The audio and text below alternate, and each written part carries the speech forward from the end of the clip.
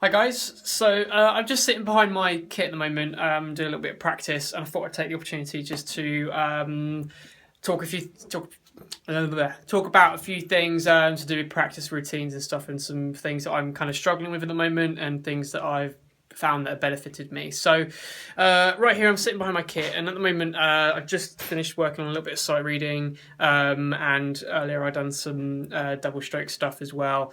And the main thing I wanted to talk about actually was how to work out what you should be practicing, because you're either in two situations. I probably likely in two situations. You're either fairly new to drumming, so you're on the beginner side, and the likelihood there is that you've got a drum teacher that's kind of telling you, go learn this, or you're following along with a course or something like that.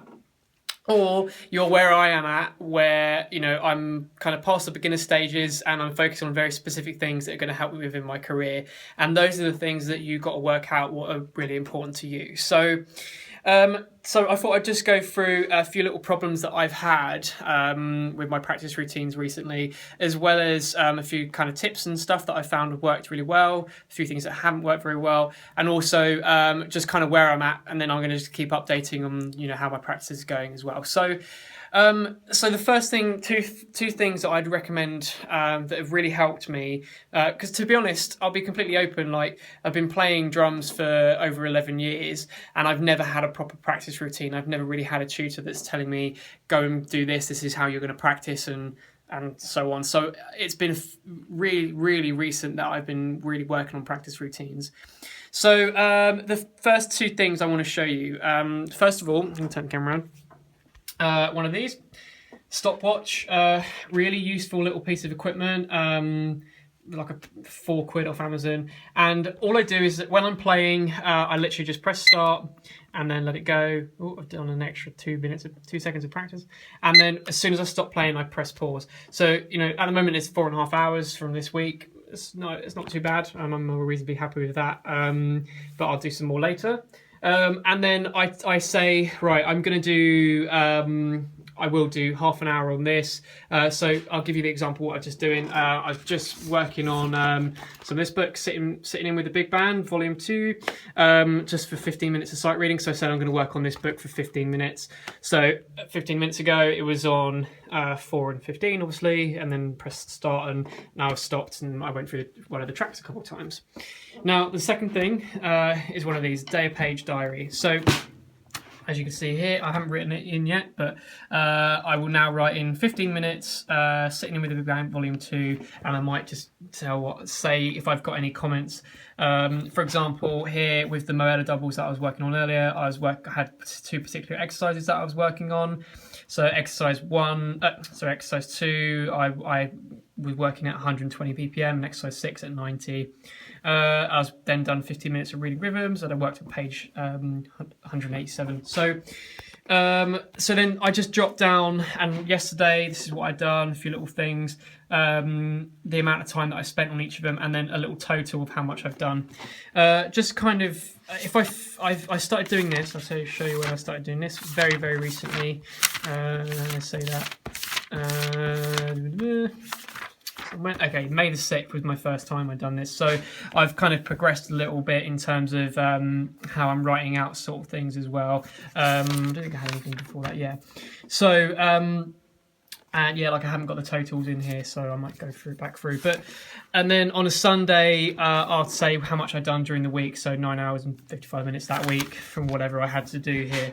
And you can see I've got little notes here, like Moella doubles, working on the exercises, need to work on the upstroke in the left hand, sometimes missing that upstroke. So I know that next time I need to practice, I need to go over that as well. So, and then I'm trying to find. Sometimes I will. Right, here you go. So like when I was working on Hold the Line by Toto, I got to the end, but I need to focus on the details and feel. So, just a general kind of thing. Whereas sometimes I might have a specific thing, like here. No, not there. I'm probably not going to be able to find something now. There you go. The grade 8 exercise 1. I need to go over the 4-stroke roughs. So and I worked on the solo or whatever. So the point is, I'm just giving myself like a reference of what I've done. Some people take this a little bit further, and my main thing was I didn't want to spend ages and ages writing it out. If I was going to do an hour's practice, I didn't want to then spend 15 minutes writing out what I did. So some people, I'm just basically just logging down what I'm doing in any sort of BPM, so I can kind of see where I'm going from, and then occasionally I'll go back through and sort of see, oh, I have progressed a little way, and and whatever, and that's a little bit more motivating in my opinion. So yeah, it's mainly that's what I'm using it for. However, some people find that they write down ideas that they've had. So they might be working on a particular thing and they'll write phrases down and really kind of go extreme with actually how much they do here. Within that book. So that's just keeping a diary, and I'll kind of keep you updated on a few things that I've found out sort of practice journal wise, but yeah, that's basically where I'm going with it, just so I can see how much time I'm putting in, and what I'm roughly doing, and to go back through. So what I did a little while ago, I was trying to it's really hard to explain actually, because I wasn't practicing very much, and I was trying to figure out, I was just doing a little bit of this, a little bit of that, and I wasn't really understanding what I was doing and what I was trying to achieve. So what I did was it maybe took me like 2 hours, and I went through all of the books I had, and basically wrote this down here. So this is like I said, what you can see, a practice list. So I've got down here, I've got all the I ended up with 9 different things that I'd like to work on. So I've got sight reading, rudiments, double stroke technique, bass drum technique, genre awareness, timing, brushes, drummer focus, concepts, and my grade 8 as well. And then I wrote down what books I had that I could work on those. And then all I did for a little while, and this is in my practice journal here, was like say, right, I'm going to do half hour on sight reading. So I'll do a bit, work from the Reading Rhythms book or something like that. Or I need to work on a rudiment, so I'm going to work on some something from the Drummer's Complete Vocabulary, and just went through that, and that was fine. However, when I flicked back through my practice journal here, I noticed that I was missing out quite a few different things. Like I basically never worked on timing, and never really done much to do with brushes or something like that. So then skipping forward about a month, maybe a bit more, I come up with this. So I decided, these are the things I'm going to focus on. So I've got rudiments, my grade 8, sight reading, Movella doubles, push-pull doubles. I wanted to study Jeff Porcaro, make sure I'm kind of as in for the drummer focus thing, and then bass drum technique and a genre study. And then I came up with this idea, and this was really useful. However, for the situation I was in, I didn't find this. I found it's a little unmotivating, but it was really good at keeping me on track of knowing exactly what I'm doing. So I think this is a really good place to start. So basically, what I've done is I said every day my first hour is going to be broken down like this. So you can see I've got 10 minutes rudimental rituals and so on. You can see it there. And this is what I thought was like really core that I really wanted to work on, and just kind of keep up to date basically. So worst comes to worst, if I only do an hour on the day, at least I'm covering those things. And then after that, I had 3 different hours that I could work on. So hours A, B, and C, and you can see what's involved within those. And that was great. And basically what I'd done there is I said, okay, Monday I'd done, for example, I might have done like 3 hours. So I said I'd done the first hour, and then I'd done hours A and B. And then Tuesday I'd done 2 hours, for example. So then I'd done the first hour and then hour C. So I just keep rotating these ones here and there. And that was good. However, I found that I really dreaded this first hour, so I ended up not practicing as much because I really just wanted to pick out one of these. Like I hadn't worked on my grade 8 for a little while, and I thought, oh, well, I've got to go through all of this until I can get back to that. So that was what was unmotivating for me. So now where I'm at, to kind of come full circle, this is what I'm trying. So I've decided that, and this is what a lot of people do actually, and I probably should have started with this, because people usually recommend, from what I've heard, people recommend to choose like 3 subjects and do it over like 3 months. So that's kind of what I'm doing now, and I'm going to just basically tick off a few things and then maybe carry on. So the 3 things I said I'm focusing on at the moment are my Trinity grade 8 that I want to finish, my sight reading, which is going to keep up to date, and I may do 4 things. So I really want to work on my Moella doubles, but that's not something that I don't feel like I could sit there for an hour and work on that, for example. So I'm building in some other things, and I'm also with my band Origami Heart. We're kind of recording at the moment, so I'm doing various writing things for that. So and all I'm doing is I'm saying, right, okay, well, I'll do an hour on the Trinity book, and then my next hour, whenever it will be on sight reading, for example, and then I just keep rotating it, and then I know, well, I've only got, worst comes to worst, if I really, really wanted to work on that grade 8, I've only got another 2 hours to wait, basically. So that's what I'm doing at the moment, and I literally just started it like maybe a week ago or something like that, and I've been away for a little while. So this week is my first kind of trial run on that, and I'm hoping that that's going to kind of motivate me a little bit more to keep practicing those. So hopefully you'll kind of I'll keep kind of updating, and you'll see my progress throughout this, and I'll keep you updated on the few tips and stuff that I've got going on with the practice journal, and hopefully I'm going to make a little bit more progression. The only other thing that I think I'm going to do a separate video about this, because I think it's a really interesting way of approaching practice routines, and I'm probably going to do a whole separate thing, but just to give you a little as an inkling to what I eventually will do.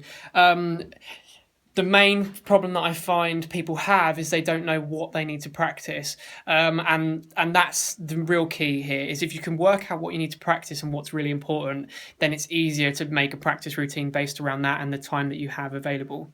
So I'll go through exactly how you can see what you need to practice, and this is all going to tie back into my drummer's guide and stuff like that. So I haven't really got a name for it yet, so I'm just going to call it the drummer's guide. So, thinking along the lines of thinking, I really want to get in cruise ships, so I'm going to work on sight reading, and then you pick that into your practice routine. So I'll go through that at another time, but that's just a quick update on where I'm at and where my practice is at. The only other thing, just a few kind of tips in terms of setup for when you're practicing. Just want to show you around the kit that I'm using and why. So obviously I've always got, luckily, why is it not focusing? Come on. So luckily, I'm fortunate enough to always have my kit set up, my lovely TW Performance kit. So then all I've got, and I've also invested in Roland SPDSX, and this is coming into its own at the moment while I'm working on my grade 8. So what I've done, as you can see here, I'm working on a track called Odd One Out, just Odd One. And what I've done is I've actually just put different sections of the tracks looped on each pad, so that's playing a particular section now, and then it just loops, and then I can just practice the verse over and over and over, or constant. I try and leave one pad free so that I can put whatever little bit I need to focus on. It might be a particular phrase or something. CD player, really useful. That all feeds through this. So it's a little CD DVD player, so that actually the DVD player, it's good that it's a DVD player, not CD player, because then it means if I've got a specific drum DVD that I want to work on, I've got that really access. I don't have to set up my Mac and sit over there, and then so it's really quick, no excuses not to use it. And also every book has a CD, so it's just easier than trying to put it on one of those. And then I've got have my mics sort of set up, kick drum, snare drum, and 2 overheads that run into my mixer. So then I've got that coming through in here, so I can so it really helps keep the levels down as well as being able to hear everything that I need. So I might be focusing on bass drum technique, and I can just pick up the bass drum and hear that as well.